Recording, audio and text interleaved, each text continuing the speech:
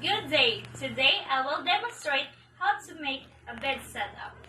In order to complete the setup, we must need the bed pad or mattress pad, the fitted sheet, wrong side sheet, blanket, right side sheet, bed cover, pillow, and the pillowcase.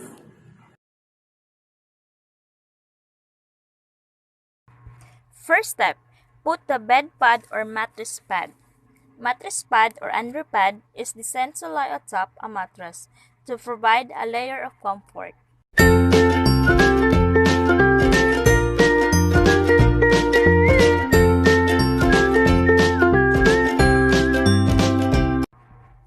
Second step, spread the first sheet on the mattress pad, or we call it fitted sheet. Fitted bottom sheet is to keep it from slipping off the mattress while the bed is in use. Make the corner form 45 to 90 degree angle under mattress.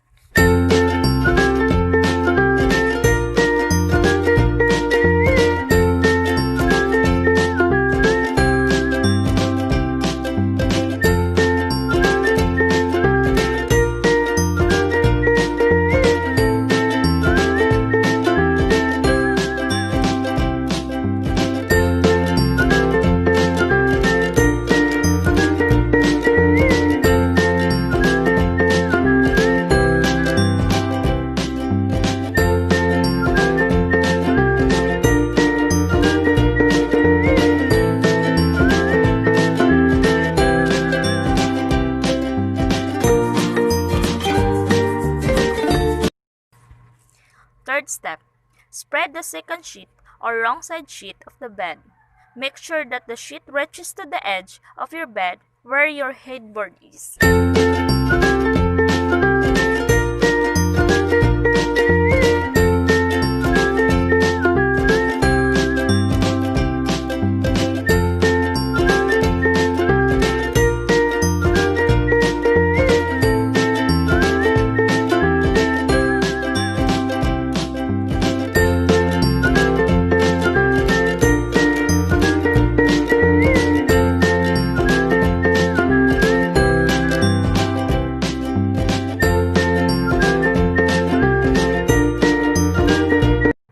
Fourth step, spread the blanket right side up and put a quilt 6 inches lower than the second sheet or wrong side sheet.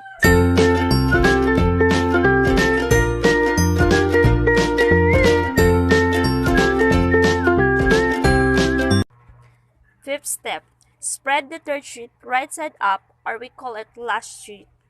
Make sure the right side sheet and the wrong side is equally aligned to each other. Unfold the second sheet twice together with the blanket and the last sheet.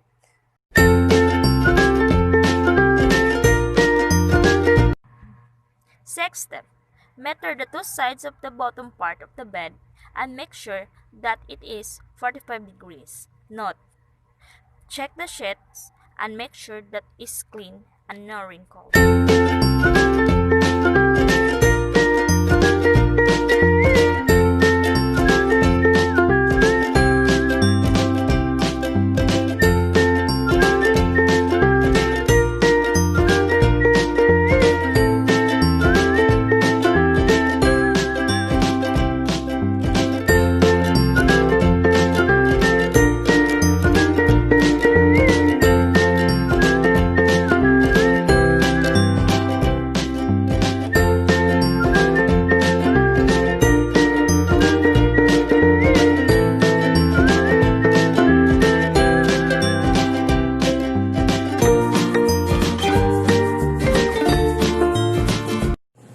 Seventh step, get the pillowcase and pillow and put it together and place it on the upper part of the bed.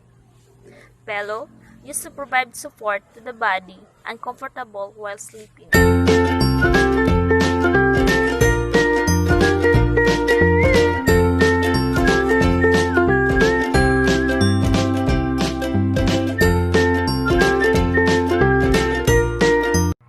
Eighth step, get the bed cover and spread it over the bed. Bed cover used to protect your mattress from stains and rips. you.